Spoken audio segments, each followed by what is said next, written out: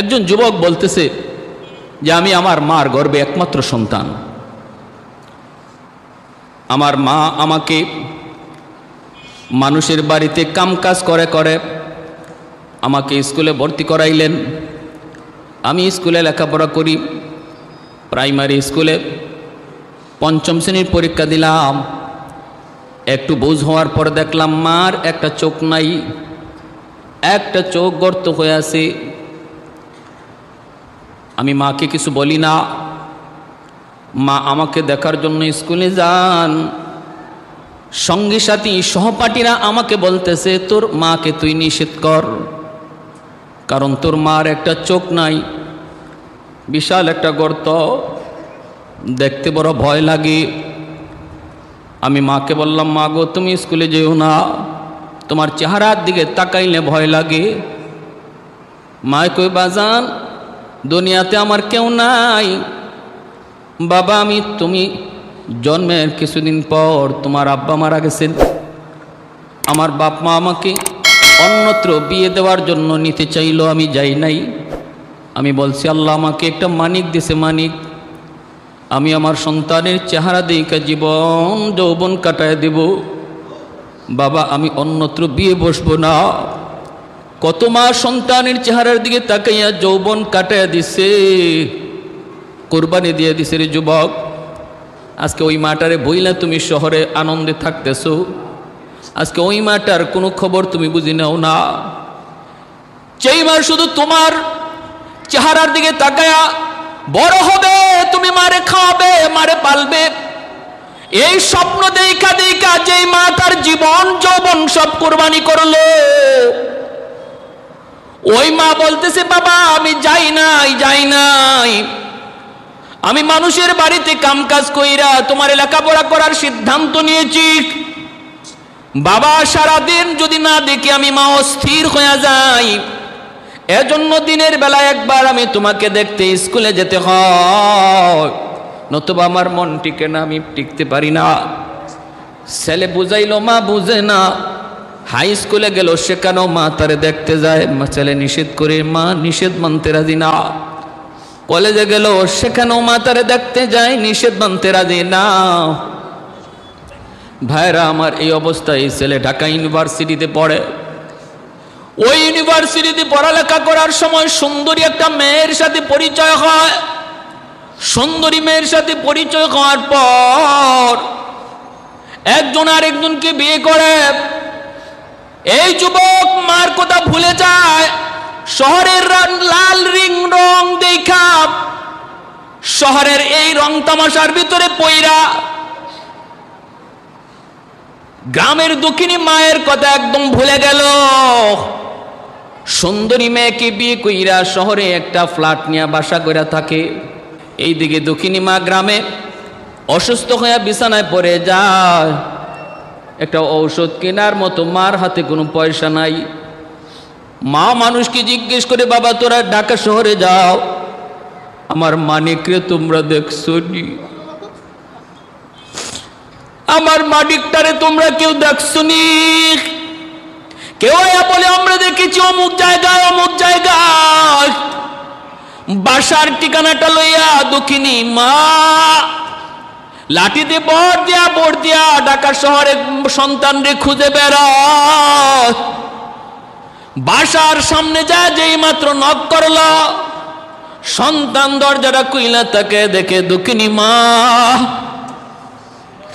দেখা মাত্র এই যুবক তখন কয় মারে তুমি কেন আইছো? নাউজুবিল্লাহ জুরে কন। এই মা তুমি কেন এখানে আইছো? স্কুল জীবনে তুমি শান্তি দাও নাই, যত কইছি আইও না ততই তুমি আইছ। তোমার চেহারাটার দিকে তাকাইলে ভয় লাগে, একটা চোখ নাই, বিশাল একটা গর্ত হয়ে আছে। আমার স্কুলের বান্ধবীরা বন্ধুরা তোমাকে নিষেধ করলো, নিষেধ মানো না। আমার সুন্দরী বউ যদি তোমারে দেখে ভয় পাবে, চেহারার দিকে তাকাইলেই ভয় পাবে। তুমি কি আমার শান্তি চাও না? তুমি কি আমার সুখ চাও না? তখন দুঃখিনী মা দরজার বাহিরে থেকে দাঁড়ায় বলতেছে বাজান আমি থাকতে আসি নাই, কোনো সাহায্য নিতে আসি নাই রে বাজার। আমি আসছি শুধু এক নজর তোমার চেহারা দেখার জন্য, ওই চেহারাটা দেখার জন্য, যেই চেহারাটার স্বপ্ন দেখা আমি আমার যৌবন কাটায় দিছি। ওই চেহারাটা দেখার জন্য এসেছি এক নজর। বাবা তুমি সুখে থাকো, শান্তিতে থাকো, আমি বদদুয়া দেই না। মা আমি বদদুয়া দেই না, কারণ বাপ মা যদি বদদুয়া দেয় সাথে সাথে আল্লাহর দরবারে কবুল হয়ে যায়। মায়ার নবী বলেন 3 ব্যক্তির দোয়া বদদুয়া আল্লাহর দরবারে সরাসরি কবুল। সালাসাতুন দাওয়াতুম মুস্তাজাবাতুন লা শাক্কা ফীহ, দাওয়াতুল মাজলুম ওয়া দাওয়াতুল মুসাফির ওয়া দাওয়াতুল ওয়ালিদ আলা ওয়ালাদিহি। মজলুমের দোয়া বদদুয়া, মুসাফিরের দোয়া বদদুয়া, আর বাপ মার দোয়া বদদুয়া সন্তানের জন্য সরাসরি কবুল হয়ে যায়। মা কইতেছে আমি বদদুয়া দেই না রে বাজান, তুমি সুখে থাকো, শান্তিতে থাকো। আসছিলাম শুধু এক নজর দেখতাম, দেখে গেলাম। এই বইলা মা গ্রামে চলে গেল। ওই যুবক তার জীবন কাহিনীর ভিতরে সে লিখছে। এরপরে বেশ কিছুদিন পর আমার গ্রামের পাশেই একটা গ্রাম, ওই গ্রামে একটা অনুষ্ঠান। ওই অনুষ্ঠানে আমাকে তারা প্রধান মেহমান করল, কারণ আমি একজন অফিসার মানুষ। আমারে প্রধান অতিথি করছে, আমি গেলাম সেই অনুষ্ঠানে। অনুষ্ঠান শেষ হওয়ার পর মনে মনে ভাবলাম পাশের গ্রামটাই তো আমার নিজের গ্রাম, মারে একটু দেখা যায়। ভাইয়ের আমার, ওই যুবক বলতেছে আমি আসলাম, গ্রামে ঢুকলাম, বাড়িতে আসলাম, আইসে দেখি দরজা বন্ধ, ছাউনিটা ঝরঝর করে পড়ে যাইতেছে, ঘরটা ভাঙ্গা চোরা, দরজাটা বন্ধ। আমি বাহির থেকে ডাক দিলাম মা, ঘর থেকে কোনো আওয়াজ নাই। আবার ডাক দিলাম মা, ঘর থেকে কোনো আওয়াজ নাই। 3 বারের সময় একজন মহিলা দরজা খুলল। মহিলাটারে আমি চিনি না। সে আমাকে দেখে বলতেছে সাহেব, আপনি বুঝি এই বাড়ির সাহেব? বলে হ। মা কই তুমি কে? কই আমি আপনার ফুফাতু বোন, আমি আপনারই এক ফুফাতু বোন। আমার ফুফু যান আজ 1 সপ্তাহ যাবৎ তিনি অসুস্থ, বিছানায়, মৃত্যুর সাথে পাঞ্জা লড়ে। আমি তার খেদমত করার জন্য এসেছিলাম।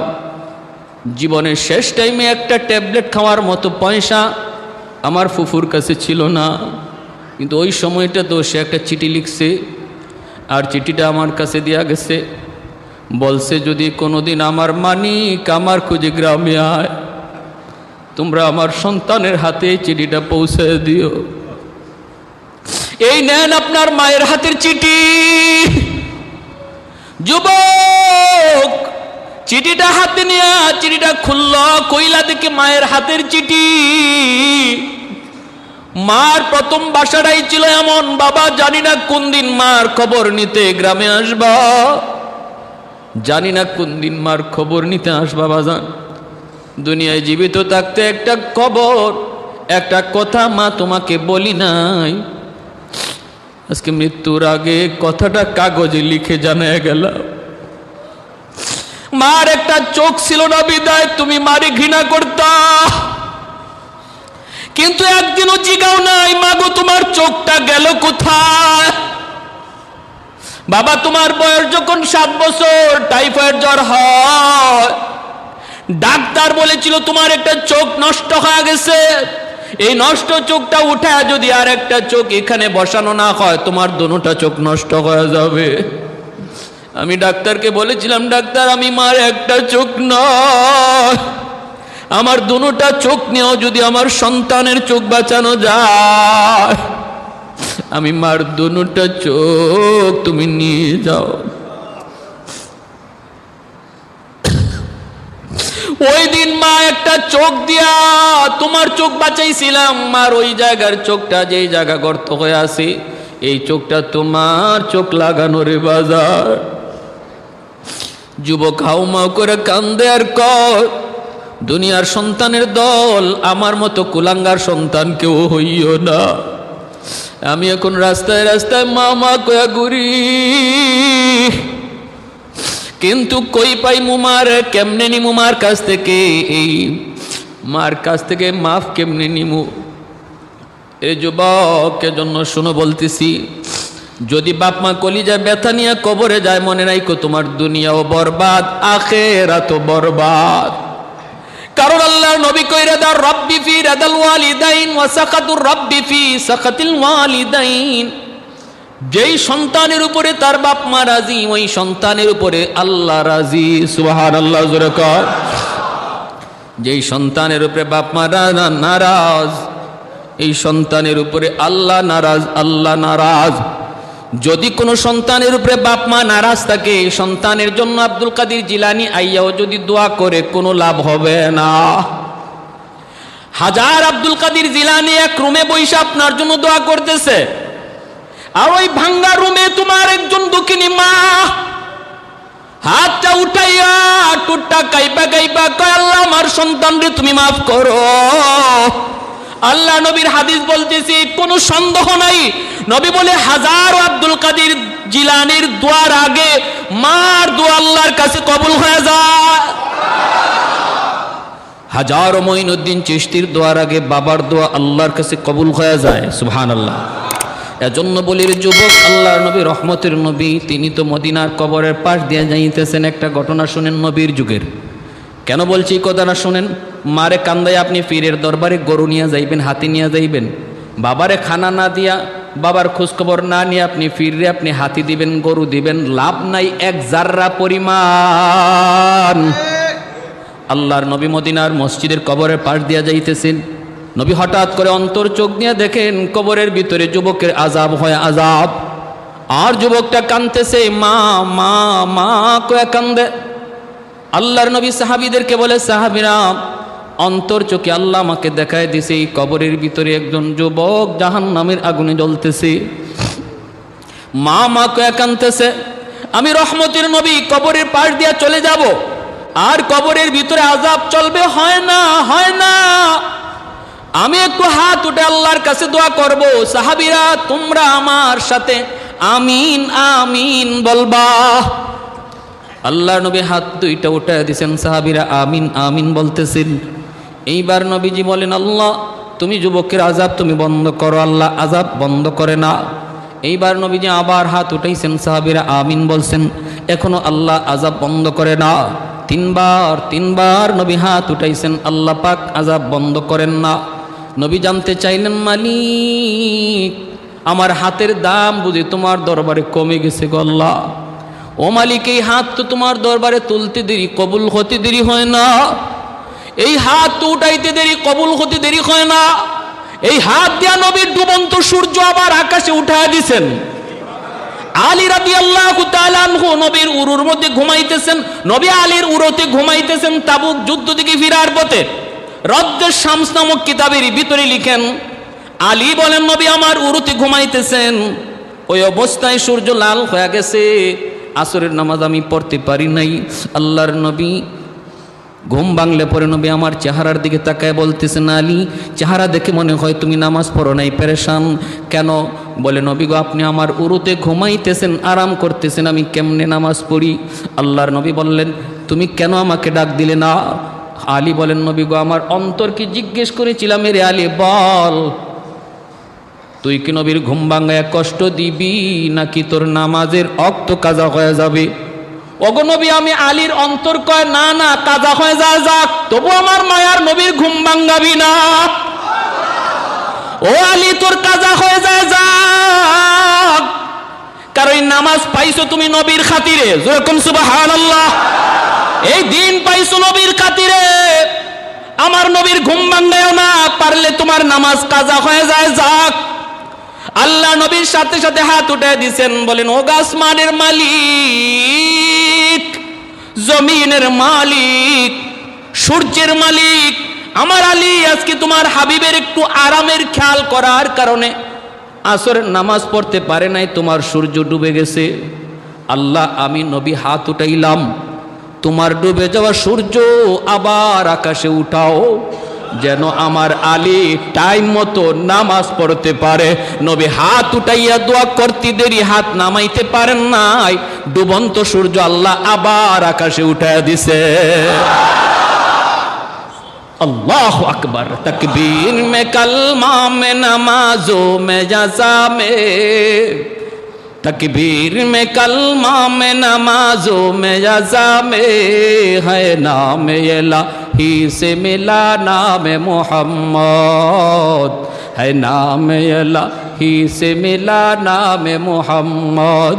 फरमाते हैं आदम को मुझे खुल्द तरी में, लकहा हुआ तू बाब मिला नाम मोहम्मद, लकहा हुआ तू बाब मिला नाम मोहम्मद।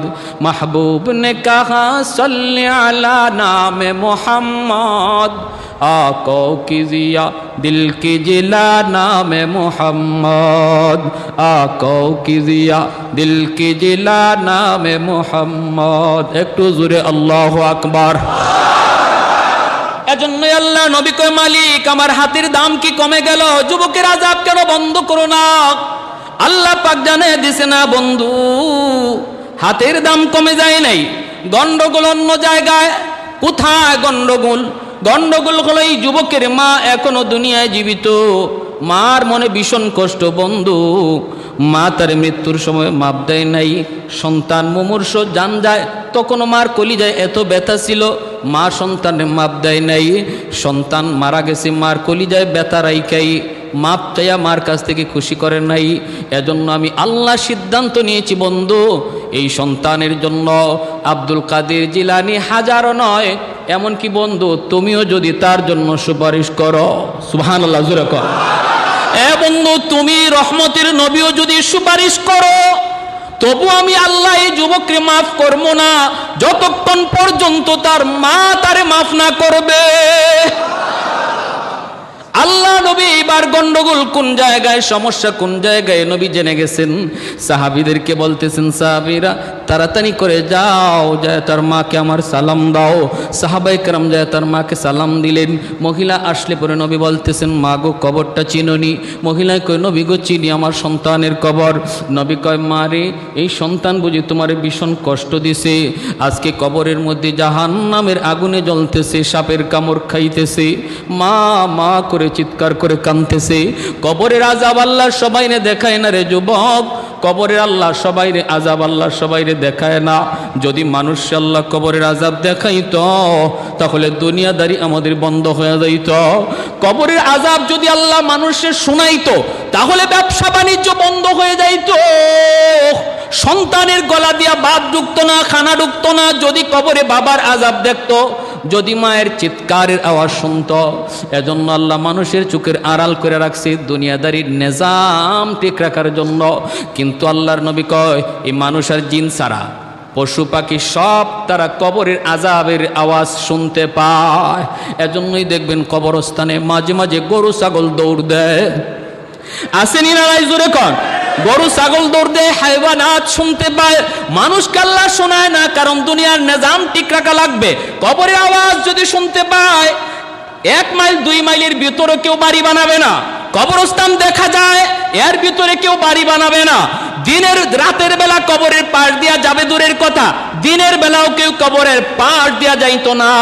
যদি আল্লাহ কবরের আযাব মানুষে দেখাইতো আর শোনাইতো। এজন্য আল্লাহ গোপন করে রাখছে, গোপন করে রাখছে। কিন্তু আমার রহমতের নবীরে আল্লাহ দেখায়। নবী বললেন ও মা আমি দেখতেছি তোমার সন্তান কেমন আযাব ভোগ করতেছে, কেমন কষ্ট পাইতেছে রে মা। আমি তো আল্লাহর কাছে তার জন্য সুপারিশ করেছিলাম, আল্লাহ আমার সুপারিশ কবুল করে নাই। আল্লাহ বলেছে তুমি মা যদি তারে মাফ না করো, আমি রহমতের নবীর সুপারিশ আল্লাহ কবুল করবে না। ও মা তুমি একটু মাফ করে দাও, সন্তান তো তোমার 10 মাস 10 দিন তুমি পেটে নিয়েছো, কত রাত সন্তানের মাথার পাশে দাঁড়ায় দাঁড়ায় রাত কাটায় দিচ্ছ। অসুস্থ সন্তানের মাথার পাশে দাঁড়ায় কত বাবা রাত কাটাইছে। কত বাবা, যুবক আজ যেই বাবারে তুমি কষ্ট দিতেছো এই বাবা কত রাত হাসপাতালে তোমার বেডের পাশে দাঁড়ায় কাটাইছে, হিসাব নাই। তোমার এই খবর নাই, খবর নাই। আজকে নিজের সন্তানের প্রতি যতটা দরদ, একটু চিন্তা করে দেখো, এতটা দরদ এতটা ভালোবাসা তোমার বাপ মার অন্তরও তোমার প্রতি রয়েছে। কারণ সন্তান যত বড়ই হয় বাপ মার কাছে কোনোদিন বড় হয় না। সন্তান বাপ মার কাছে সর্বদা বাবুই থাকে, ছোটই থাকে। এজন্য ভাইয়েরা মনে রাখবা, আল্লাহ নবী যখন মহিলাকে অনুরোধ করতেছেন, মহিলা মাথাটা নিচের দিকে দিয়ে দিছে, কথা কয় না। আল্লাহর নবী কয়, মারে তুমি তারে মাফ করে দাও। মহিলা মাথা নিচের দিকে দিয়ে দিছে, আর কথা কয় না। নবী কয়, মা গো মাফ করে দাও। এইবার চেহারাটা উঠায়া চোখের পানি সাইরা কয়, না গো নবী, আমি এরে মাফ করবো না। ও গো নবী, আমার পিঠে এখনো মাইরের দাগ আছে। বউয়ের কোথায় আমার পিঠে এখনো মাইরের দাগ, এখনো আগাদের ক্ষত শুকায় নাই। ও গো নবী, আমি কি আপনাকে আমার পিঠ দেখাবো?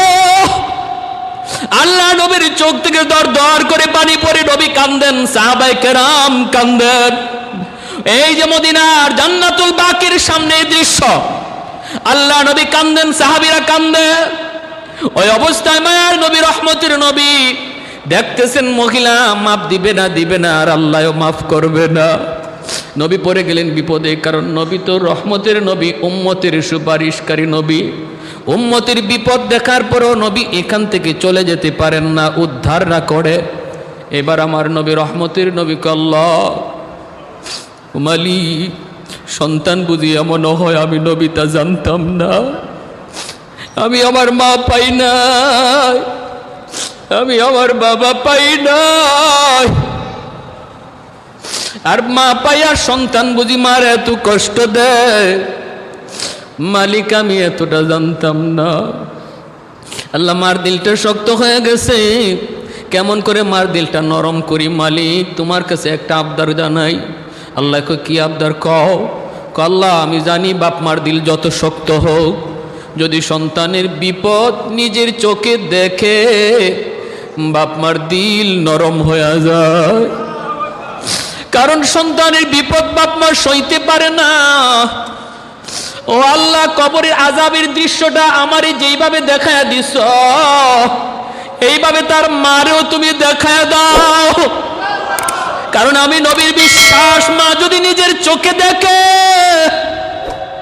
সন্তানের সাপে কামড়ের দৃশ্য, আগুনে পুরার দৃশ্য, আর মা মা কয়া চিৎকার করার আওয়াজ যদি মার শুনতে পায়, মার দিলটা নরম হয়ে যাবে। মালিক, একটা আবদার করলাম, তুমি রাখবানি? আল্লাহ কয়, বন্ধু, তোমার এই আবদার আমি কবুল করলাম।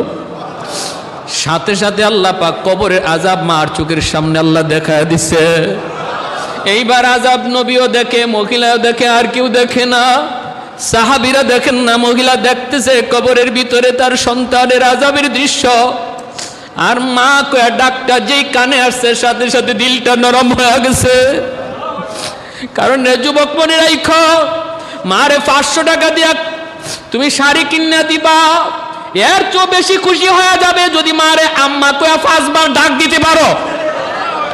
এ যুবক, মুখ বইরা আব্বা কয়া ডাক দাও, বাবার দিল খুশি হয়ে যাবে। মুখ বইরা আম্মা কয়া ডাক দাও, মার দিলটা খুশি হয়ে যাবে।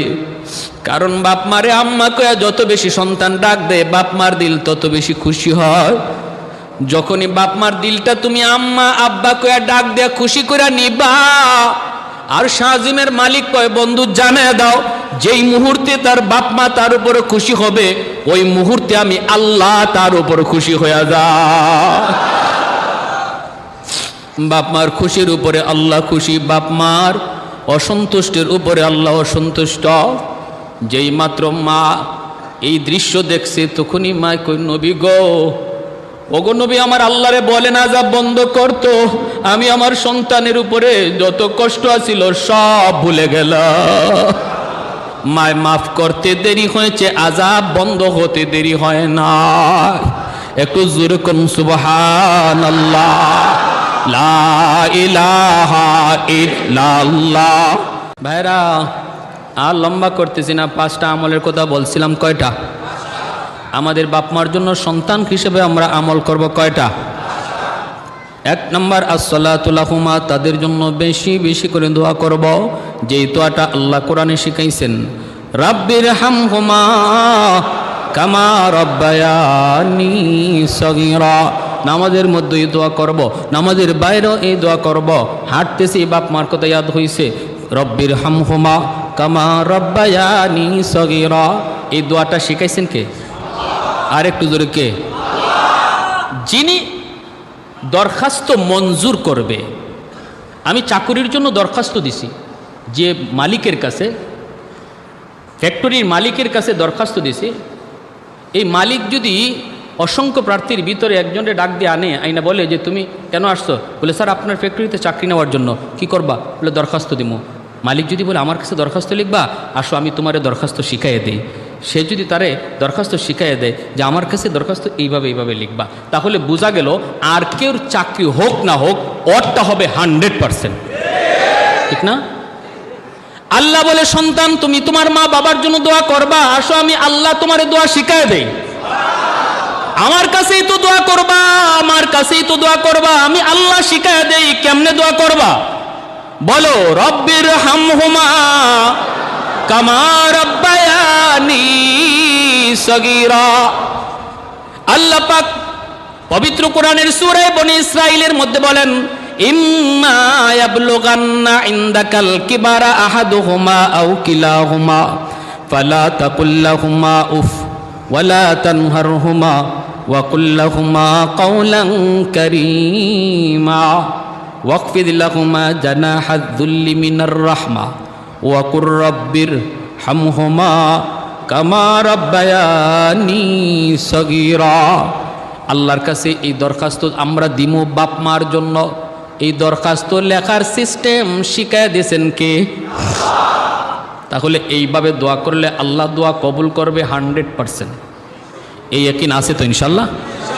এজন্য নামাজের মধ্যেই দোয়া করব, নামাজের পরে ইমাম সাহেবের সাথে দোয়া করব। ইমাম সাহেব পড়বেন, হুজুর পড়বেন, আমিও মুখে মুখে পড়ব। রব্বির, শুধু আমিন বলবো না, আমিও মুখে মুখে পড়ব রব্বির হামহুমা কামা রব্বায়ানি সগীরা। ভাইরা বন্ধুরা, একটা বিষয়ের মধ্যে এত লম্বা করা যাবে না। 2 নম্বর হলো ওয়াল ইস্তিগফারু লাহুমা। আল্লাহর নবী কই 2 নম্বরের যুবক বাপ মার জন্য বেশি বেশি করে দান সদকা করো। সুবহানাল্লাহ জোরে। নবী বলে বাপ মার জন্য দান সদকা করো, বাপ মার জন্য আয়োজন করো। এই যে আমার সেলিম ভাই এত সুন্দর একটা আয়োজন করেছেন, আল্লাহ নবীর হাদিসে এই আয়োজনের কথা, এই খরচের কথা বলা হয়েছে। জোরে কোন সুবহানাল্লাহ। এ যুবক, এই আয়োজনটার কথা, এই খরচটার কথাই করা হয়েছে হাদিসে। বাপ মার জন্য তুমি খরচ করো, ধর্মীয় একটা আয়োজন করো, ধর্মীয় একটা ওয়াজ মাহফিলের আয়োজন করো, কিছু মানুষকে খাওয়ানোর আয়োজন করো, করো খরচ করো। এই খরচটা যদি তুমি করো, আল্লাহ নবী ওই বনু তামিম গোত্রের যুবককে বলেন তুমি খরচ করলা দুনিয়ায়, আর আল্লাহর সাথে সাথে খেদমত পৌঁছায় দিবে তোমার বাপ মার কবরে। যেন তুমি দুনিয়াতেই খেদমত করছো, তুমি যা চাইছিলা করতে আল্লাহ তা কবরে পৌঁছে দিবে। সুবহানাল্লাহ। ইনফাজ ওয়াহদিহিমা মিন বাদিহিমা। 3 নম্বরে নবী বলেন মা বাবার যদি কোনো ওয়াদা থাকে, বাপ মার কোনো ওয়াদা যদি থাকে, কোনো মসজিদে, কোনো মাদ্রাসায়, অথবা কোনো প্রতিষ্ঠানে, অথবা কোনো ব্যক্তিকে কিছু দেওয়ার, হাদিয়া দেওয়ার ওয়াদা যদি থাকে, ওই ওয়াদাটা তুমি পূরণ করো। অথবা বাপ মার কোনো ঋণ যদি থাকে, ঋণ তুমি শোধ করো। এটা হলো সন্তানের উপরে বাপ মার পাওনা, বাপ মার ঋণ তুমি শোধ করো। এ ভাই, ঋণের ভিতরে সবচেয়ে বড় ঋণ হলো তোমার বাবা যদি তোমার কোনো চাচার অংশ ঠকায় থাকে, রে যুবক, বাবার নামে 10টা 20টা গরু জবাই করার আগে চাচার অংশ তুমি ফিরায় দাও, নতুবা কবরের আগুন নিভবে না। বাবা যদি তোমার কোনো ফুফুর অংশ ঠগায় থাকে, অর্থাৎ তোমার বাবা যদি তার কোনো বোনের অংশ না দিয়া থাকে, তুমি যদি বাবার নেক সন্তান হও, কবরের আগুন নিবাইতে চাও, তুমি তাড়াতাড়ি করে তোমার ফুফুরে ডাকো, ফুফাতো ভাই বোন রে ডাকো, ডাইকে তুমি সম্পদ বুঝায় দাও। কারণ এই বাবা তোমার মহব্বতে পইরা এই অন্যায়টা করেছিল। আজকে আল্লাহ তোমারে সহি বুঝ দিছে, সম্পদ লইয়া বাবা কবরে যাইতে পারে নাই, তুমি ওই সম্পদ লইয়া কবরে যাইতে পারবা না।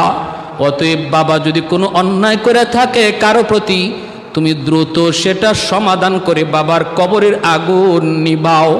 যদি বাবা কারো হক নষ্ট করে থাকে, বাবার নামে মসজিদ দিবা, মাদ্রাসা দিবা, কোটি কোটি টাকা খরচ করবা, কিন্তু হক ফিরাইয়া না দেওয়া পর্যন্ত আগুন নিববে না। খুব খতরনাক সঙ্গীন এক বিষয়। যদি কোনো হক তার দ্বারা নষ্ট হয়ে থাকে, সন্তান হিসাবে তুমি সেটা খুঁজে খুঁজে বের করে এটা আগে তাড়াতাড়ি শুট করো, তাড়াতাড়ি এই মামলা ডিসমিস করো। কারণ এই মামলার রায় আল্লাহ নিজের থেকে দিবেন না। আল্লাহ বলবেন, বান্দা আমি জানি না, কারণ এটা ওর বিষয়, এটা হক্কুল ইবাদ, এটা হক্কুল্লাহ, আমি আল্লাহর হক নয়। আমার একটা হক নষ্ট করেছ, যাও তোমার সন্তানের দানের খাতিরে মাফ করে দিলাম, কিন্তু এটা তো তুমি আরেক বান্দার হক নষ্ট করেছিলা। আজ আমি আল্লাহর আদালতে, সে যদি মাফ দেয় তাহলে আমি আল্লাহ তোমার মাফ করে দিব।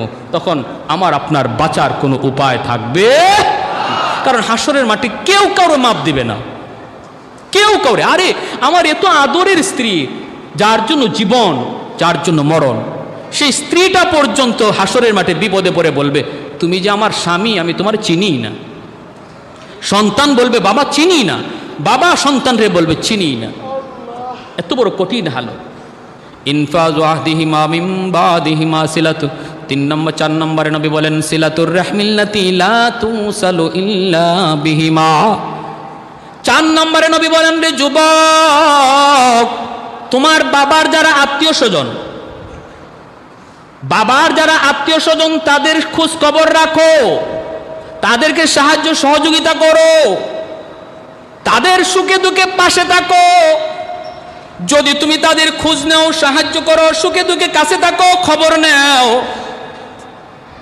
এই খবরটা আল্লাহ পাক তোমার বাবার কবরে আল্লাহ পৌঁছায় দিবে। যেন তুমি তোমার বাবারই খোঁজ খবর নিছ, যেন তুমি তোমার বাবারই সেবা করছো, খেদমত করছো।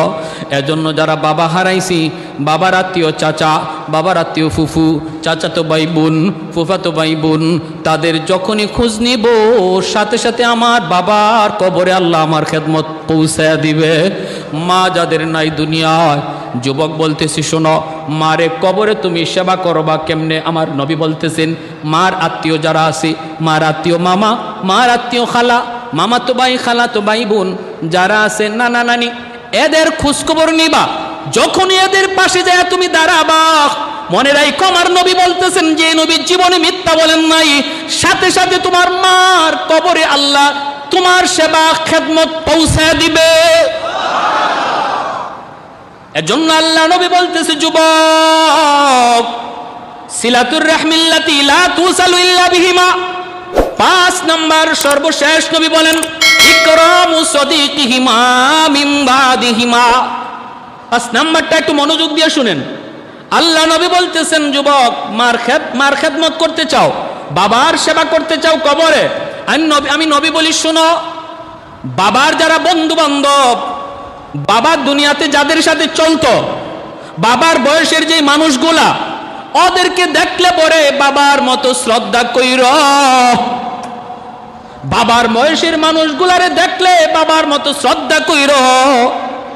বাবা যাদের সাথে চলতো, বাবার বন্ধু বান্ধব, ওদেরকে পাইলে পরে বইল, চাচা 1 কাপ চা খেয়ে যান, চাচা আপনার ঈদের সময় একটা লুঙ্গি দিলাম, চাচা আপনাকে একটা গেঞ্জি দিলাম। কত জীবনভর আব্বার সাথে চলছেন, কতবার আপনাকে আমি আব্বার সাথে দেখছি, আজকে আমি আপনাকে দেখি কিন্তু আমার আব্বারে দেখি না।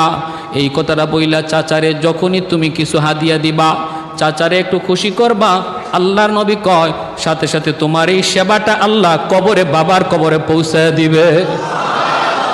মা যাদের সাথে চলতো, মার বয়সের যেই মহিলা, তাদেরকে দেখলে মায়ের মতো শ্রদ্ধা কইর, ডাক দিয়া কাছে আইনো, মা, চাচি, কত কাল আপনি আম্মার সাথে চলছেন, আপনারে আমি কতবার আম্মার সাথে দেখছি, আজ আপনারে দেখি, মারে দেখি না।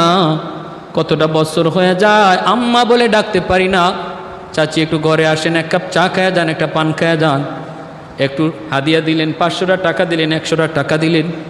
আল্লাহ নবী কয়, রে যুবক, যেই মাত্র তুমি তোমার মার বয়সের ওই মানুষটারে, মার ওই বান্ধবীটারে তুমি খুশি করবা, আল্লাহর সাথে সাথে তোমার এই খবর মার কবরে পৌঁছায় দিবে। 5টা আমল নবী ভাবে বলছেন। 1 নম্বর, বেশি বেশি দোয়া করো। 2 নম্বর, তাদের নামে দান সদকা করো, মসজিদ মাদ্রাসা বানাও, ওয়াজ মাহফিলের আয়োজন করো, গরিব দুঃখীরে খাওয়াও। 3 নম্বর নবী বলেন, তারা যদি কারো কোনো হক নষ্ট করে থাকে, তুমি তাড়াতাড়ি করে হক পরিশোধ করো। 4 নম্বর নবী বলেন, মা বাবার আত্মীয় স্বজন যারা আছে তাদের খোঁজখবর নিও। আমি তো বলি ডায়েরিতে একটু নাম লিস্ট করে নেও না রে ভাই, ডায়েরিতে একটু নামটা লিস্ট করে নাও আত্মীয় স্বজনের নাম। সপ্তাহে একবার না পারো 2 সপ্তাহে একবার হলো তাদের নাম্বার একটা কল করো। আল্লাহ তোমার অনেক বড় বানাইছে। আজকে তোমার আত্মীয় স্বজন অনেকে অনেক গরিব, একটা ফোন দিলে পরে তাদের আত্মাটা খুশি হয়ে যাবে। তুমি ওই নাম্বারগুলোতে অন্তত ফোন দিয়া, চাচা কেমন আছো, খালা তুমি কেমন আছো, কলিজাটা খুশি হয়ে যাবে। আল্লাহ নবী কয় এই খবর তোমার মার কবরে আল্লাহ নগদ পৌঁছায় দিবে। তুমি তোমার মার রক্তের মানুষগুলার খবর নিছো, মার কবরে আল্লাহ শান্তি পৌঁছায় দিবে। বাবার রক্তের মানুষগুলার খবর নিছো, বাবার কবরে আল্লাহ তোমার খেদমত পৌঁছায় দিবে। 5 নম্বরে আল্লাহ নবী বলছেন, বাবার বয়সের মানুষের সাথে বেয়াদবি কইরো না যুবক। দাড়ি সাদা দাড়িওয়ালা মানুষের সাথে বেয়াদবি কইরো না, তাদের কলিজায় ব্যথা দিবা। এই ব্যথাটা তোমার বাবার কবরে কলিজা দেয়া লাগবে। তাদের কলিজা খুশি করবা, বাবার কলিজা আল্লাহ খুশি করে দিবে।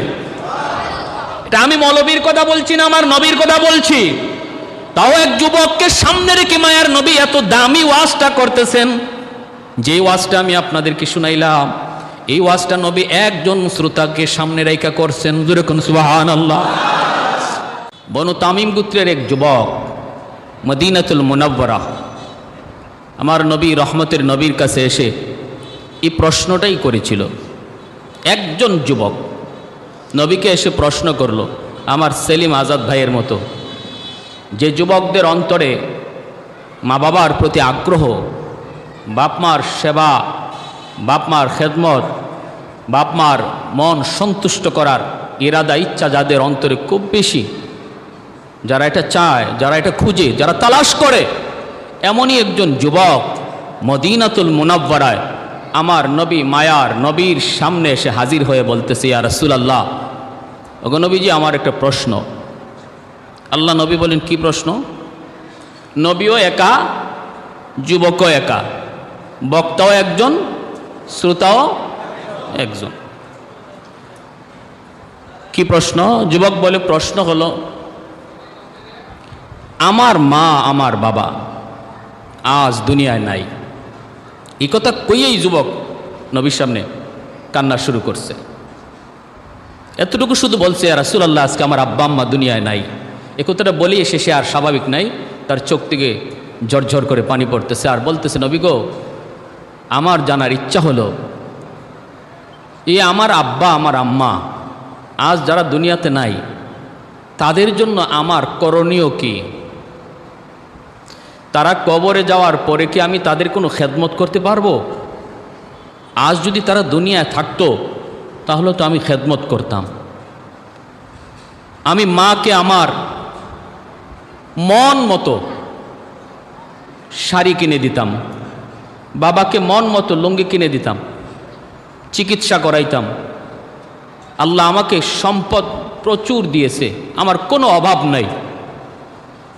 যে কোনো জায়গায় আমার আব্বা আম্মার চিকিৎসা আমি করাইতে সামর্থ্যবান, আল্লাহ আমাকে এই তৌফিক দিয়েছে। কিন্তু সুযোগ তো নাই, আল্লাহ তো সুযোগ কেড়ে নিয়েছে। আমার মা আমার বাবা মৃত্যুর সময় অসুস্থ অবস্থায় মারা গেছে, ঠিকমতো চিকিৎসা করার টাকা সেদিন আমার হাতে ছিল না। যেদিন আমার আব্বা আম্মা বিছানায় পড়া, তখন আমার চিকিৎসা করার কোনো টাকা পয়সা ছিল না, আমি অভাবী ছিলাম, আমার ব্যবসায় সফলতা দেখি নাই। খুব কষ্ট পেয়েছি, খুব কষ্ট করে বাপ মা আমাকে লেখাপড়া করাইছেন। আজ আমার সামর্থ্য হয়েছে, টাকা হয়েছে, ধন দৌলত আল্লাহ দিয়েছেন, কিন্তু আমার আব্বা আম্মা দুনিয়ায় নাই, খেদমত করার সুযোগ আল্লাহ দেন নাই, নিয়ে গেছেন। নবী গো, আমার রাতে ঘুম ধরে না, আমি ঘুমাইতে পারি না। এই কথা ইয়াদ হলে যে আমার আব্বা চিকিৎসার অভাবে দুনিয়া থেকে বিদায় হয়েছে, আমার মা চিকিৎসার অভাবে দুনিয়া থেকে বিদায় হয়েছে, আমার মাকে আমি একটা ভালো শাড়ি কিনে দিতে পারি নাই, আমার বাবারে একটা ভালো লুঙ্গি কিনে দিতে পারি নাই। আমার বাবা ঈদের দিনে আমাকে নতুন কাপড় কিনে দিয়েছেন, কিন্তু আমি দেখেছি আমার বাবাকে পুরাতন কাপড় পরে ঈদগাহে গেছেন। সেদিন আমি দেখেছি আমার বাবার মুখে হাসি, সেদিন আমি দেখেছি আমার মায়ের মুখে হাসি। তারা পুরাতন কাপড় পরেছে ঈদের দিন, আমাকে নতুন কাপড় কিনে দিতে পারছেন, এজন্য তাদের মুখে ছিল হাসি। নবী গো, আজ আমার এই সম্পদ কে খাবে? ইয়া রাসূলুল্লাহ, আমার এই সম্পদ কে খাবে? আমি কি করব এই সম্পদ দিয়া? কার সেবা করব? আপনি বলুন, আমার কোনো কি করার, সেবা করার, বাপমার খেদমত করার সুযোগ আছে কিনা? আমার ভাইরা, বন্ধুরা, যুবক, দ্বীনের নবী, মায়ার নবী, রহমতের নবী, তিনিও চোখ দিয়ে পানি ঝরাইতেছেন। আল্লাহর নবী বলে, যুবক, তোমার যে হালত আমি নবীরও একই হালত। জন্মের আগেই নবী বাবা হারাইলাম। বাবার আদর কেমন হয় আমি নবী তা জানি না। আব্বা ডাক্তার মধ্যে কত মায়া আমি নবী তা জানি না। মাত্র একটু বোঝ হয়েছে মাকে হারাইলাম, মার খেদমত করার সুযোগ আমি পাই নাই। অতএব যুবক, তুমি আর আমি একই শ্রেণীর, একই পাল্লার, একই ওজনের মানুষ। আমার আল্লাহ আমাকে জানায় দিছে খেদমতের সুযোগ এখনো হাতছাড়া হয় নাই। মা বাবা কবরে শুয়ে থাকলেও সন্তান মা বাবার খেদমত করার সুযোগ থেকে যায়। জোরে কোন সুবহানাল্লাহ। আল্লাহর নবী বলে, যুবক, 5টা আমলের কথা আমি বলে দিব, যদি তুমি 5টা আমল তুমি ঠিক মতো করো, তোমার মা তোমার বাবা কবরে শুয়ে শুয়ে তোমার খেদমত পাইতে থাকবে। যেন তুমি দুনিয়াতেই মারে শাড়ি পরাইতেছো, যেন তুমি কবরেই বাবারে তুমি লুঙ্গি পরাইতেছো। জোরে কোন সুবহানাল্লাহ। ভাইরা আমার, এইরকমই একজন যুবক আমার নবীর দরবারে এসে নবীকে কাঁদাইলো, নিজেও কাঁদলো, আমার নবীরও কাঁদাইলো। 5টা আমল নবী বাতায় দিছেন। এই 5টা আমল আমরা শুনবো, মুখস্থ করব, তারপরে বাড়ি যাব ইনশাআল্লাহ। ঠিক কিনা জোরে কর। আরেকটা যুবক নবীর সামনে এসেছে যে বাপ মার কদর জানে না, মা বাবার অবাধ্য সন্তান। সমাজের ভিতরে 2 ধরনের সন্তান পাওয়া যায়। এক ধরনের সন্তান হলো বাপ মার বাধ্য সন্তান, বাপ মার নেক সন্তান। এই সন্তান সর্বদা বাপ মারে রাজি খুশি করার চেষ্টা করে, বাপ মারে খুশি কইরা আল্লাহকে পাওয়ার চেষ্টায় মত্ত থাকে। আরেক ধরনের সন্তান বাপ মার কথা ইয়াদ করে না, বাবা মৃত্যুর সাথে সাথে বাবার সম্পদ নিয়ে মারামারি করে। ঠিক কিনা জোরে কর। এ ভাইরাও, এমন একটা সন্তান, এমনই এক যুবক আমার নবীর কাছে এসেছিল। এসে নবীর সামনে বাবার বিরুদ্ধে নালিশ করে। আল্লাহ নবীর কাছে নালিশ দেয়, নবী গো, আমার বাবার বিরুদ্ধে আপনার কাছে মামলা। আল্লাহর নবী বলে, কস কি তুই? বলে, আমার বাবার বিরুদ্ধে মামলা। নবী বলে, কি মামলা? কয়, আমার আব্বা সম্পদ নষ্ট করে ফেলতেছে। কই কেমনে? কই সম্পদ যারে মন চায় তারে দেয়, আমার কথা একটু খেয়াল করে না। আল্লাহর নবী বললেন, তাহলে যাও তুমি তোমার বাবাকে নিয়ে আসো, আমি একটু জিজ্ঞেস করব। সন্তান যখন বাবাকে আনতে গেছে, ওই মুহূর্তে আল্লাহ পাক জিব্রাইল আমিনকে নবীর কাছে পাঠায় দিছি। জিব্রাইল, তাড়াতাড়ি আমার বন্ধুর কাছে যাও, যায়া বইল ওর বাবা আসার সাথে সাথে বন্ধু যেন জিজ্ঞেস করে তার বাবার মনে এমন কোন ব্যথা, যেই ব্যথার খবর শুধু আমি আল্লাহ জানি, আর সে জানে, আর কেউ জানে না। জিব্রাইল আমিন আইসা হাজির। আল্লাহর নবী গো, মায়ার নবী, যেই যুবক বাবার বিরুদ্ধে নালিশ নিয়ে এসেছে, এই যুবক তার বাবাকে আপনার দরবারে আনার সাথে সাথে আপনি বাবাকে জিজ্ঞেস করবেন গো নবী। বলে, কি জিজ্ঞেস করব? জিজ্ঞেস করবেন তার বাবাকে জিজ্ঞেস করবেন, ভাই তোমার অন্তরে এমন কোন ব্যথা, যেই ব্যথার খবর শুধু আল্লাহ জানে, আর তুমি জানো, কেউ জানে না। ওই লোক আসার সাথে সাথে আল্লাহর নবী জিজ্ঞেস করতেছেন একই কথা।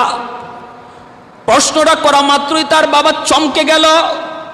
হায় হায়, আমার মনের ওই ব্যথার খবর আমি তো কারো কাছে বলি নাই। আমার ওই মনের ব্যথার খবর তো আমি আমার প্রতিবেশীর কাছে বলি নাই, আমি আমার স্ত্রীর কাছে বলি নাই, ফ্যামিলির কারো কাছে বলি না। এই খবর আমার মায়ার নবী জানলেন কেমন করে? জোরে কোন সুবহানাল্লাহ।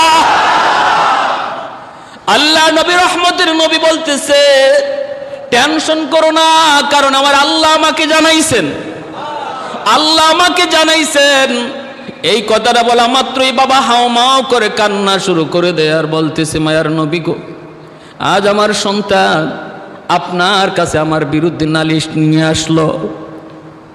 ওগো নবী, আপনি ওরে জিজ্ঞেস করেন আমি কোন খাতে সম্পদ ব্যয় করলাম, কোন জায়গায় খরচ করলাম। একটা খাতও আমার খারাপ কাজে ছিল না।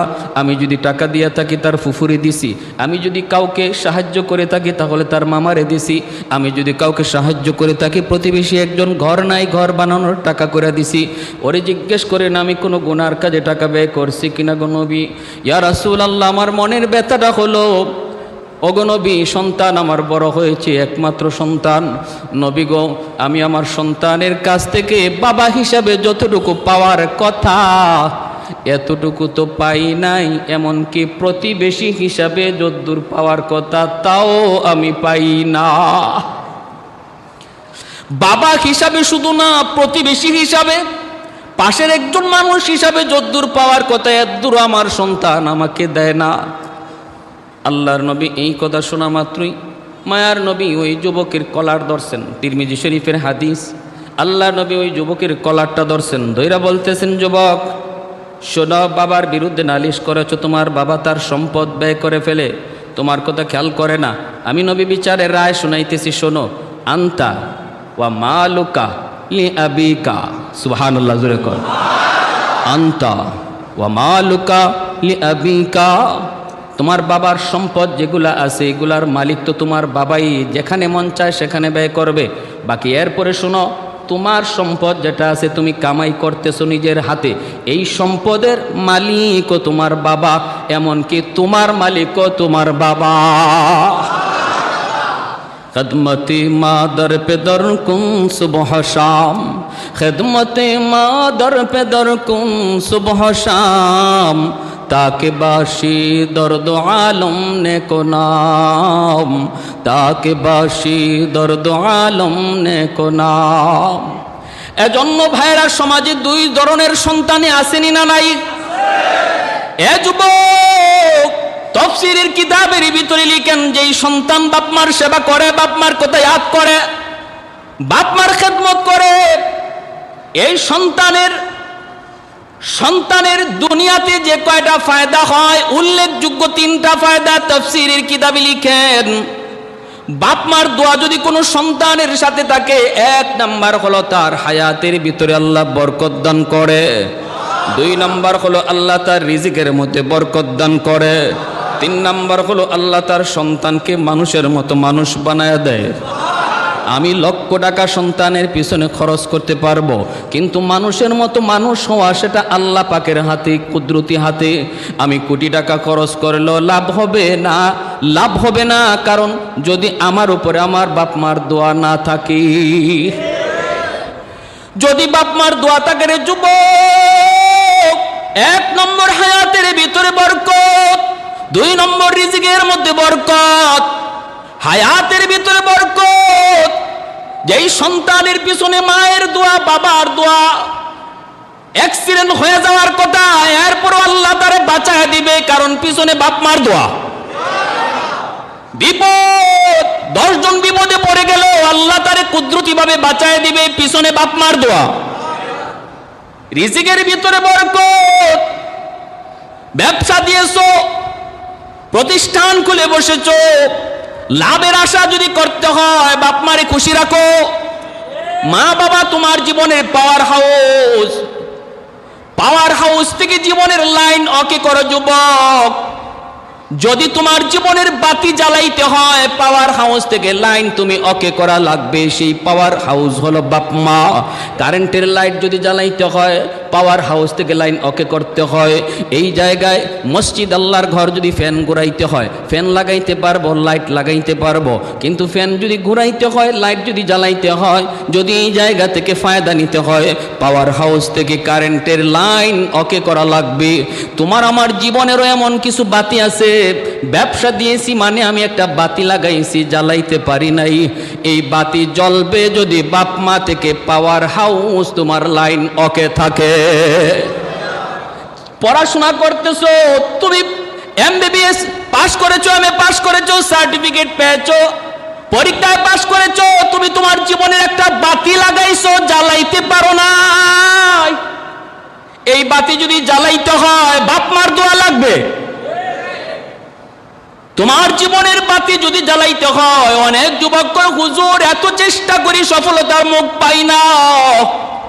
আমি বলি রে ভাই, মূলে গন্ডগোল আছে কিনা একটু খোঁজ নেও। মূলে গন্ডগোল আছে কিনা খোঁজ নেও। বাড়িতে মা আছে কিনা, বাবা আছে কিনা? কয় হুজুর আছে। এ যুবক, একটু তুমি জ্ঞান খাটায়া দেখো, এমন কোন আচরণ মায়ের সাথে করছো কিনা, বাবার সাথে করছো কিনা, যে আচরণে এখনো বাবা ঠিক মতো ঘুমায় না, মনে পড়লে পরে বাবা রাতের বেলা চোখের পানি জড়ায় কান্দে। এমন কোন আচরণ মায়ের সাথে করছো কিনা, যেই মা ঘুমাইতে গেলে এই কথাটা মনে হলে এখনো ব্যথা পায়। যদি এমন কোন আচরণ করে থাকো যুবক, যত বাতি লাগাও জ্বলবে না একটাও। আগে তুমি পাওয়ার হাউসের লাইন ওকে করো।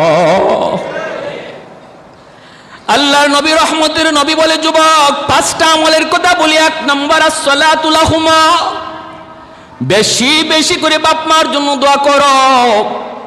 এমন এক ওয়াজ আমার নবী করেছেন, যে ওয়াজটা শ্রোতা একজন, বক্তাও একজন। সুবহানাল্লাহ জোরে বলো।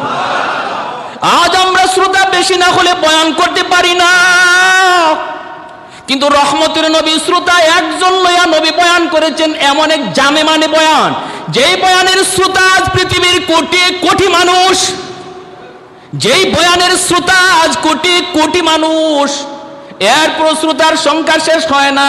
কিন্তু নবী যখন এই ওয়াজটা করেছিলেন, সেই দিন নবীর সামনে শ্রোতা ছিল মাত্র কয়জন? আর একটু জোরে কয়জন? ভাইরা বন্ধুরা, আল্লাহর নবী 1 নম্বরে বলেন আসসালাতু লাহুমা, বেশি বেশি করে বাপ মার জন্য দোয়া করো। কোন দোয়াটা করব? দোয়াটা আল্লাহ কোরআনে শিখিয়ে দিয়েছেন, রব্বির হামহুমা কামা রব্বায়ানি সগীরা। আর একটু জোরে, রব্বির হামহুমা কামা রব্বায়ানি সগীরা। এ ভাই, মসজিদে ইমাম সাহেব মোনাজাতের মধ্যে দোয়া করেন, কিন্তু আমরা শুধু এই দোয়ার পরে আমিন আমিন বলি, এতটুকু বলে শেষ হবে না রে ভাই। শুধু আমিন বললাম, আমিও এই দোয়াটা মুখে পড়লাম না, তাহলে আমি তো হুজুরের দোয়ার আমিন কইলাম। হুজুর তো হুজুরের বাপ মার জন্য দোয়া করছে, আমি আমিন কইয়া হুজুরের বাপ মার দোয়াটারই আরো গাড়াইলাম। এজন্য হুজুর যখন কয় রব্বির হামহুমা কামা রব্বায়ানি সগীরা, আমিও মনে মনে পড়ব রব্বির হামহুমা কামা রব্বায়ানি সগীরা। আল্লাহ আমার আব্বা আম্মারে তুমি রহম করো, দয়া করো, মায়া করো। যেইভাবে শিশুকালে আমার মা আমার বাবা আমাকে মায়া করেছেন, আমাকে মহব্বত করেছেন, শিশুকালে আমার বাপ মা আমারে যেইভাবে আদর করেছেন, আল্লাহ আমার আব্বা আম্মারে তুমি ওইভাবে রহম করো, দয়া করো, মায়া করো। জোরে করুন সুবহানাল্লাহ। কেমন কেমন ভালোবাসাটাই শিশুকালে বাপমা সন্তানকে বাসছে। বহু বাপমা নজির রয়েছে, অসুস্থ সন্তানের মাথার পাশে বসে বলতেছে, আল্লাহ আল্লাহ আমার হায়াতটা আমার সন্তানরে দিয়া দিলাম, আল্লাহ তবু আমার সন্তানের হায়াত তুমি বাড়াইয়া দাও। বহু বাপমা এমন রয়েছে যারা বলে, আল্লাহ আমার হায়াতটা আমার সন্তানরে দান করলাম। বিশ্ব মা দিবস পত্রিকার একটা বাস্তব ঘটনা আপনাদেরকে শোনাই। অসুবিধা হইতেছে? জানি অসুবিধা হইতেছে, কষ্ট তো হবেই, গরম লাগতেছে। একজন যুবক বলতেছে যে আমি আমার মার গর্ভে একমাত্র সন্তান। আমার মা আমাকে মানুষের বাড়িতে কামকাজ করে করে আমাকে স্কুলে ভর্তি করাইলেন। আমি স্কুলে লেখাপড়া করি, প্রাইমারি স্কুলে 5ম শ্রেণীর পরীক্ষা দিলাম। একটু বুঝ হওয়ার পর দেখলাম মার একটা চোখ নাই, একটা চোখ গর্ত হয়ে আছে। আমি মাকে কিছু বলি না। মা আমাকে দেখার জন্য স্কুলে যান। সঙ্গী সাথী সহপাঠীরা আমাকে বলতেছে, তোর মাকে তুই নিষেধ কর, কারণ তোর মার একটা চোখ নাই, বিশাল একটা গর্ত, দেখতে বড় ভয় লাগে। আমি মাকে বললাম, মা গো তুমি স্কুলে যেও না, তোমার চেহারার দিকে তাকাইলে ভয় লাগে। মা কই বাজান দুনিয়াতে আমার কেউ নাই। বাবা তুমি জন্মের কিছুদিন পর তোমার আব্বা মারা গেছেন। আমার বাপ মা আমাকে অন্যত্র বিয়ে দেওয়ার জন্য নিতে চাইলো, আমি যাই নাই। আমি বলছি আল্লাহ আমাকে একটা মানিক দিয়েছে, মানিক আমি আমার সন্তানের চেহারা দেখে জীবন যৌবন কাটায় দেব। বাবা আমি অন্যত্র বিয়ে বসবো না। কত মা সন্তানের চেহারার দিকে তাকাইয়া যৌবন কাটায় দিছে, কোরবানি দিয়ে দিছে রে যুবক। আজকে ওই মাটারে বইলা তুমি শহরে আনন্দে থাকতেছো, আজকে ওই মাটার কোনো খবর তুমি বুঝি নাও না। যেই মা শুধু তোমার চেহারার দিকে তাকায়া বড় হবে, তুমি মারে খাওয়াবে, মারে পালবে, এই স্বপ্ন দেখা দেখা যেই মা তার জীবন যৌবন সব কোরবানি করলো, ওই মা বলতেছে বাবা আমি যাই নাই, আমি মানুষের বাড়িতে কামকাজ কইরা তোমার লেখাপড়া করার সিদ্ধান্ত নিয়েছি। বাবা সারাদিন যদি না দেখি আমি মা অস্থির হয়ে যাই, এজন্য দিনের বেলা একবার আমি তোমাকে দেখতে স্কুলে যেতে হয়, নতুবা আমার মন টিকে না, আমি টিকতে পারি না। ছেলে বুঝাইলো মা বুঝে না। হাই স্কুলে গেল, সেখানেও মা তারে দেখতে যায়, ছেলে নিষেধ করে মা নিষেধ মানতে রাজি না। কলেজে গেল, সেখানেও মা তারে দেখতে যায়, নিষেধ মানতে রাজি না। ভাইরা আমার এই অবস্থায় ছেলে ঢাকা ইউনিভার্সিটিতে পড়ে। ওই ইউনিভার্সিটিতে পড়ালেখা করার সময় সুন্দরী একটা মেয়ের সাথে পরিচয় হয়। সুন্দরী মেয়ের সাথে পরিচয় হওয়ার পর একজন আরেকজনকে বিয়ে করে। এই যুবক মার কথা ভুলে যায়, শহরের লাল রং দেখা শহরের এই রং তামাশার ভিতরে পইরা গ্রামের দক্ষিণী মায়ের কথা একদম ভুলে গেল। সুন্দরী মেয়েকে বিয়ে কইরা শহরে একটা ফ্ল্যাট নিয়ে বাসা করে থাকে। এইদিকে দক্ষিণী মা গ্রামে অসুস্থ হয়ে বিছানায় পড়ে যায়। একটা ঔষধ কেনার মতো মার হাতে কোনো পয়সা নাই। মা মানুষকে জিজ্ঞেস করে বাবা তোরা ঢাকা শহরে যাও, আমার মানিকরে তোমরা দেখছো নি? আমার মানিকটারে তোমরা কেউ দেখছো নি? কেউ বলে আমরা দেখেছি অমুক জায়গায়। বাসার ঠিকানাটা লইয়া দক্ষিণী মা লাঠিতে বর দিয়া ঢাকা শহরে সন্তানরে খুঁজে বেড়ায়। বাসার সামনে যেই মাত্র নক করল, সন্তান দরজাটা খুইলা তাকে দেখে দক্ষিণী মা। দেখা মাত্র ওই যুবক তখন কয় মারে তুমি কেন আইছো? নাউজুবিল্লাহ জোরে কন। এই মা তুমি কেন এখানে আইছো? স্কুল জীবনে তুমি শান্তি দাও নাই, যত কইছি আইও না ততই তুমি আইছ। তোমার চেহারাটার দিকে তাকাইলে ভয় লাগে, একটা চোখ নাই, বিশাল একটা গর্ত হয়ে আছে। আমার স্কুলের বান্ধবীরা বন্ধুরা তোমাকে নিষেধ করলো, নিষেধ মানো না। আমার সুন্দরী বউ যদি তোমারে দেখে ভয় পাবে, চেহারার দিকে তাকাইলেই ভয় পাবে।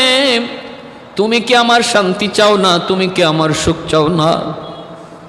তখন দক্ষিণী মা দরজার বাহিরে থেকে দাঁড়ায় বলতেছে বাজান আমি থাকতে আসি নাই, কোনো সাহায্য নিতে আসি নাই রে বাজার। আমি আসছি শুধু এক নজর তোমার চেহারা দেখার জন্য, ওই চেহারাটা দেখার জন্য, যেই চেহারাটার স্বপ্ন দেখা আমি আমার যৌবন কাটায় দিছি। ওই চেহারাটা দেখার জন্য এসেছি এক নজর। বাবা তুমি সুখে থাকো, শান্তিতে থাকো, আমি বদদুয়া দেই না। মা আমি বদদুয়া দেই না, কারণ বাপ মা যদি বদদুয়া দেয় সাথে সাথে আল্লাহর দরবারে কবুল হয়ে যায়। মায়ার নবী বলেন তিন ব্যক্তির দোয়া বদদুয়া আল্লাহর দরবারে সরাসরি কবুল। সালাসাতুন দাওয়াতুম মুস্তাজাবাতুন লা শাক্কা ফীহ, দাওয়াতুল মাজলুম ওয়া দাওয়াতুল মুসাফির ওয়া দাওয়াতুল ওয়ালিদ আলা ওয়ালাদিহি। মজলুমের দোয়া বদদুয়া, মুসাফিরের দোয়া বদদুয়া, আর বাপ মার দোয়া বদদোয়া সন্তানের জন্য সরাসরি কবুল হয়ে যায়। মা কইতেছে আমি বদ্ধ দিই না রে বাজান, তুমি সুখে থাকো, শান্তিতে থাকো। আসছিলাম শুধু এক নজরে দেখতাম, দেখে গেলাম। এই বইলা মা গ্রামে চলে গেল। ওই যুবক তার জীবন কাহিনীর ভিতরে সে লিখছে। এরপরে বেশ কিছুদিন পর আমার গ্রামের পাশেই একটা গ্রাম, ওই গ্রামে একটা অনুষ্ঠান। ওই অনুষ্ঠানে আমাকে তারা প্রধান মেহমান করল, কারণ আমি একজন অফিসার মানুষ। আমারে প্রধান অতিথি করছে, আমি গেলাম সেই অনুষ্ঠানে। অনুষ্ঠান শেষ হওয়ার পর মনে মনে ভাবলাম পাশের গ্রামটাই তো আমার নিজের গ্রাম, মারে একটু দেখা যায়।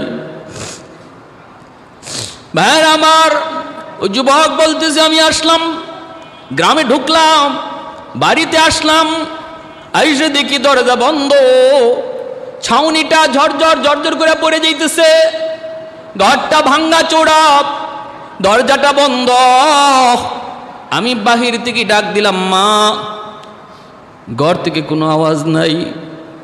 আবার ডাক দিলাম মা, ঘর থেকে কোনো আওয়াজ নাই। তিনবারের সময় একজন মহিলা দরজা খুলল। মহিলাটারে আমি চিনি না। সে আমাকে দেখে বলতেছে সাহেব, আপনি বুঝি এই বাড়ির সাহেব? বলে হ। মা কই তুমি কে? কয় আমি আপনার ফুফাতু বোন, আমি আপনারই এক ফুফাতু বোন। আমার ফুফু যান আজ এক সপ্তাহ যাবৎ তিনি অসুস্থ, বিছানায়, মৃত্যুর সাথে পাঞ্জা লড়ে। আমি তার খেদমত করার জন্য এসেছিলাম।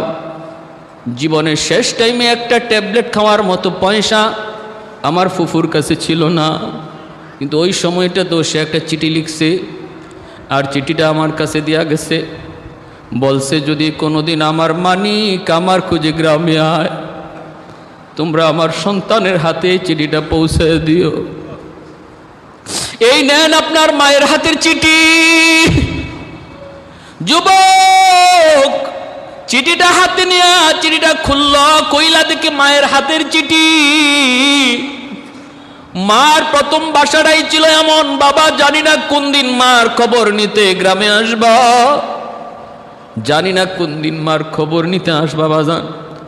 দুনিয়ায় জীবিত থাকতে একটা খবর, একটা কথা মা তোমাকে বলি নাই, আজকে মৃত্যুর আগে কথাটা কাগজে লিখে জানা গেল। মার একটা চোখ ছিল না বিদায় তুমি মারে ঘৃণা করতা,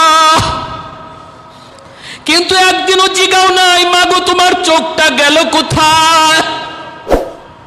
বাবা তোমার বয়স যখন 7 বছর টাইফয়েড জ্বর হয়, ডাক্তার বলেছিল তোমার একটা চোখ নষ্ট হয়ে গেছে, এই নষ্ট চোখটা উঠা যদি আর একটা চোখ এখানে বসানো না হয় তোমার দুটোটা চোখ নষ্ট হয়ে যাবে।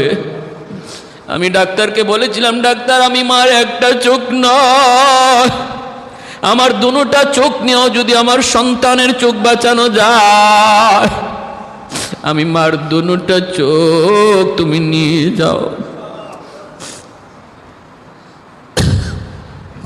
ওই দিন মা একটা চোখ দিয়া তোমার চোখ বাঁচাইছিলাম, মার ওই জায়গার চোখটা যেই জায়গা গর্ত হয়ে আছে এই চোখটা তোমার চোখ লাগানো রে বাজার। যুবক হাউমাউ করে কান্দে আর কর দুনিয়ার সন্তানের দল আমার মতো কুলাঙ্গার সন্তান কেউ হইও না। আমি এখন রাস্তায় রাস্তায় মা মা কয়া ঘুরি, কিন্তু কই পাই মুমার, কেমনে নিমু মার কাছ থেকে, এই মার কাছ থেকে মাফ কেমনে নিমু। এই যুবকের জন্য শুনো বলতেছি, যদি বাপ মা কলিজায় ব্যথা নিয়ে কবরে যায় মনে রাখো তোমার দুনিয়াও বরবাদ আখিরাতও বরবাদ। কারণ আল্লাহর নবী কইরা দা রাব্বি ফি রাদাল ওয়ালিদাইন ওয়া সাকাতুর রাব্বি ফি সাকাতিল ওয়ালিদাইন। যেই সন্তানের উপরে তার বাপ মা রাজি ওই সন্তানের উপরে আল্লাহ রাজি। সুবহানাল্লাহ জোরে কর। যেই সন্তানের উপরে বাপ মা নারাজ এই সন্তানের উপরে আল্লাহ নারাজ, আল্লাহ নারাজ। যদি কোনো সন্তানের উপরে বাপ মা নারাজ থাকে এই সন্তানের জন্য আব্দুল কাদের জিলানী আইয়াও যদি দোয়া করে কোনো লাভ হবে না। হাজার আব্দুল কাদের জিলানী এক রুমে বসে আপনার জন্য দোয়া করতেছে, আর ওই ভাঙ্গা রুমে তোমার একজন দুঃখিনী মা হাতটা উঠাইয়া টুটটা কাইপা কাইপা কয় আল্লাহ আমার সন্তানরে তুমি মাফ করো। আল্লাহ নবীর হাদিস বলতেছি, কোনো সন্দেহ নাই, নবী বলে হাজারো আব্দুল কাদের জিলানির দোয়ার আগে মার দোয়া আল্লাহর কাছে কবুল হয়ে যায়। হাজারো মঈনুদ্দিন চিশতির দোয়ার আগে বাবার দোয়া আল্লাহর কাছে কবুল হয়ে যায়। সুবহানাল্লাহ। এজন্য বলি রে যুবক, আল্লাহর নবী রহমতের নবী, তিনি তো মদিনার কবরের পাশ দিয়ে যাইতেছেন। একটা ঘটনা শুনেন নবীর যুগের। কেন বলছি এই কথাটা শুনেন। মারে কান্দায় আপনি পীরের দরবারে গরু নিয়ে যাইবেন, হাতি নিয়ে যাইবেন, বাবারে খানা না দিয়া, বাবার খোঁজখবর না নিয়ে আপনি পীরে আপনি হাতি দিবেন, গরু দিবেন, লাভ নাই এক জাররা পরিমাণ। আল্লাহর নবী মদিনার মসজিদের কবরের পাশ দিয়া যাইতেছেন। নবী হঠাৎ করে অন্তর চোখ দিয়ে দেখেন কবরের ভিতরে যুবকের আযাব হয় আযাব। আর যুবকটা কাঁদতেছে, মা মা মা কয়ে কান্দে। আল্লাহর নবী সাহাবীদেরকে বলে, সাহাবীরা অন্তর চোখে আল্লাহ আমাকে দেখায় দিছে, এই কবরের ভিতরে একজন যুবক জাহান্নামের আগুনে জ্বলতেছে। মা মা কয়ে কাঁদতেছে। আমি রহমতের নবী কবরের পাশ দিয়া চলে যাব, আর কবরের ভিতরে আযাব চলবে, হয় না হয় না। আমি একটু হাত উঠে আল্লাহর কাছে দোয়া করব, সাহাবীরা তোমরা আমার সাথে আমিন আমিন বলবা। আল্লাহর নবী হাত দুইটা উঠে দিয়েছেন, সাহাবীরা আমিন আমিন বলতেছেন। এইবার নবীজি বলেন, আল্লাহ তুমি যুবকের আযাব তুমি বন্ধ করো। আল্লাহ আযাব বন্ধ করে না। এইবার নবীজি আবার হাত উঠাইছেন, সাহাবীরা আমিন বলছেন, এখনো আল্লাহ আযাব বন্ধ করে না। তিনবার নবী হাত উঠাইছেন, আল্লাহ পাক আযাব বন্ধ করেন না। নবী জানতে চাইলেন, মালিক আমার হাতের দাম বুঝি তোমার দরবারে কমে গেছে গো আল্লাহ। ও মালিক, এই হাত তো তোমার দরবারে তুলতে দেরি, কবুল হতে দেরি হয় না। এই হাত তো উঠাইতে দেরি, কবুল হতে দেরি হয় না। এই হাত দিয়া নবীর ডুবন্ত সূর্য আবার আকাশে উঠায় দিছেন। আলী রাদিয়াল্লাহু তাআলা আনহু নবীর উরুর মধ্যে ঘুমাইতেছেন। নবী আলীর উরুতে ঘুমাইতেছেন তাবুক যুদ্ধ থেকে ফিরার পথে। রদ্দুশ শামস নামক কিতাবের ভিতরে লিখেন, আলী বলেন নবী আমার উরুতে ঘুমাইতেছেন, ওই অবস্থায় সূর্য লাল হয়ে গেছে, আসরের নামাজ আমি পড়তে পারি নাই। আল্লাহর নবী ঘুম ভাঙলে পরে নবী আমার চেহারার দিকে তাকায় বলতেছেন, আলী চেহারা দেখে মনে হয় তুমি নামাজ পড়ো নাই, পেরেশান কেন? বলে, নবী গো আপনি আমার উরুতে ঘুমাইতেছেন, আরাম করতেছেন, আমি কেমনে নামাজ পড়ি? আল্লাহর নবী বললেন, তুমি কেন আমাকে ডাক দিলে না? আলী বলেন, নবী গো আমার অন্তরকে জিজ্ঞেস করেছিলাম, রে আলী বল, তুই কি নবীর ঘুম ভাঙায় কষ্ট দিবি নাকি তোর নামাজের অক্ত কাজা হয়ে যাবে? ওগো নবী আমি আলীর অন্তর কয়, না না কাজা হয়ে যা যাক, তবু আমার মায়ার নবীর ঘুম ভাঙাবি না। ও আলী তোর কাজা হয়ে যায় যাক, কারণ নামাজ পাইছো তুমি নবীর খাতিরে। যেরকম সুবহানাল্লাহ, এই দিন পাইছো নবীর খাতিরে, আমার নবীর ঘুম ভাঙায়ও না, পারলে তোমার নামাজ কাজা হয়ে যায় যাক। আল্লাহ নবীর সাথে সাথে হাত উঠে দিয়েছেন, বলেন, ও আসমানের মালিক, জমিনের মালিক, সূর্যের মালিক, আমার আলী আজকে তোমার হাবিবের একটু আরামের খেয়াল করার কারণে আসরের নামাজ পড়তে পারে নাই, তোমার সূর্য ডুবে গেছে। আল্লাহ আমি নবী হাত উঠাইলাম, তোমার ডুবে যাওয়া সূর্য আবার আকাশে উঠাও, যেন আমার আলী টাইম মতো নামাজ পড়তে পারে। নবী হাত উঠাইয়া দোয়া করতে দেরি হাত নামাইতে পারেন নাই, ডুবন্ত সূর্য আল্লাহ আবার আকাশে উঠাইয়া দিছে। अल्लाहु अकबर। तकबीर में कलमा में नमाजों में जज़ा में, तकबीर में कलमा में नमाजों में जज़ा में, है नाम इलाही से मिला नाम मोहम्मद, है नाम इलाही से मिला नाम मोहम्मद। फरमाते हैं आदम को मुझे खुल्द तरी में, लकहा हुआ तू बाब मिला नाम मोहम्मद, लकहा हुआ तू बाब मिला नाम मोहम्मद। महबूब ने कहा सल्ले अला नाम मोहम्मद, आको कीजिया दिल की जिला नाम मोहम्मद आको कीजिया दिल की जिला नाम मोहम्मद একটু জোরে আল্লাহু আকবার এজন্যই আল্লাহ নবী কয় মালিক আমার হাতের দাম কি কমে গেল যুবকের আযাব কেন বন্ধ করো না আল্লাহ পাক জানে দিছে না বন্ধু হাতের দাম কমে যায় নাই গন্ডগোল অন্য জায়গায় কোথায় গন্ডগোল গন্ডগোল হলো এই যুবকের মা এখনো দুনিয়ায় জীবিত মার মনে ভীষণ কষ্ট বন্ধু মা তার মৃত্যুর সময় মাপ দেয় নাই সন্তান মুমূর্ষ জান যায় তখনও মার কলিজায় এত ব্যথা ছিল মা সন্তানের মাপ দেয় নাই সন্তান মারা গেছে মার কলিজায় ব্যথা রাইখাই মাপ দেয়া মার কাছ থেকে খুশি করে নাই এজন্য আমি আল্লাহ সিদ্ধান্ত নিয়েছি বন্ধু এই সন্তানের জন্য আব্দুল কাদের জিলানী হাজারো নয় এমনকি বন্ধু তুমিও যদি তার জন্য সুপারিশ করো সুবহানাল্লাহ জোরে কর এ বন্ধু তুমি রহমতের নবীও যদি সুপারিশ করো তবু আমি আল্লাহ এই যুবককে মাফ করব না যতক্ষণ পর্যন্ত তার মা তারে মাফ না করবে আল্লাহ নবী এবার গন্ডগোল কোন জায়গায় সমস্যা কোন জায়গায় নবী জেনে গেছেন সাহাবীদেরকে বলতেছেন সাহাবীরা তাড়াতাড়ি করে যাও যায় তার মাকে আমার সালাম দাও সাহাবায়ে কেরাম যায় তার মাকে সালাম দিলেন মহিলা আসলে পরে নবী বলতেছেন মা গো কবরটা চিনোনি মহিলা কয় নবী গো চিনি আমার সন্তানের কবর নবী কয় মা রে এই সন্তান বুঝি তোমার ভীষণ কষ্ট দিছে আজকে কবরের মধ্যে জাহান্নামের আগুনে জ্বলতেছে সাপের কামড় খাইতেছে মা মা করে চিৎকার করে কাঁদতেছে কবরের আযাব আল্লাহ সবাইরে দেখায় না রে যুবক কবরের আল্লাহ সবাইরে আযাব আল্লাহ সবাইরে দেখায় না যদি মানুষ আল্লাহ কবরের আযাব দেখাইতো তাহলে দুনিয়াদারি আমাদের বন্ধ হয়ে যাইত কবরের আযাব যদি আল্লাহ মানুষের শোনাইতো তাহলে ব্যবসা বাণিজ্য বন্ধ হয়ে যাইত সন্তানের গলা দিয়া ভাত ঢুকতো না খানা ঢুকতো না যদি কবরে বাবার আযাব দেখতো যদি মায়ের চিৎকারের আওয়াজ শুনতো এজন্য আল্লাহ মানুষের চোখের আড়াল করে রাখছে দুনিয়াদারির নিজাম ঠিক রাখার জন্য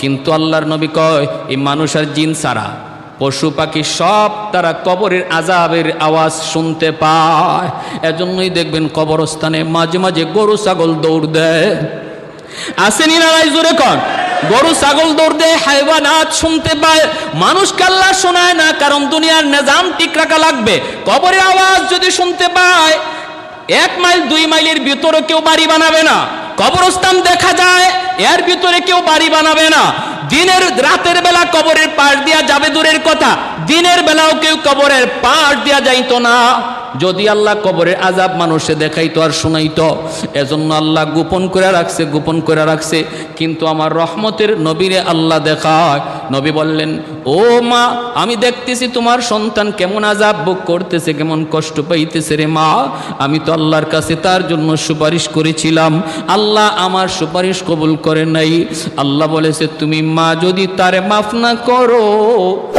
আমি রহমতের নবীর সুপারিশও আল্লাহ কবুল করবে না ও মা তুমি একটু মাফ করে দাও সন্তান তো তোমার 10 মাস 10 দিন তুমি পেটে নিয়েছো কত রাত সন্তানের মাথার পাশে দাঁড়ায়া দাঁড়ায়া রাত কাটায় দিছো অসুস্থ সন্তানের মাথার পাশে দাঁড়ায়া কত বাবা রাত কাটাইছে কত বাবা যুবক আজ যেই বাবারে তুমি কষ্ট দিতেছো এই বাবা কত রাত হাসপাতালে তোমার বেডের পাশে দাঁড়ায় কাটাইছে হিসাব নাই তোমার এই খবর নাই আজকে নিজের সন্তানের প্রতি যতটা দরদ একটু চিন্তা করে দেখো এতটা দরদ এতটা ভালোবাসা তোমার বাপ মার অন্তর তোমার প্রতি রয়েছে কারণ সন্তান যত বড়ই হয় বাপ মার কাছে কোনোদিন বড় হয় না সন্তান বাপ মার কাছে সর্বদা বাবুই থাকে ছোটই থাকে এজন্য ভাইরা মনে রাখবা আল্লাহ নবী যখন মহিলাকে অনুরোধ করতেছেন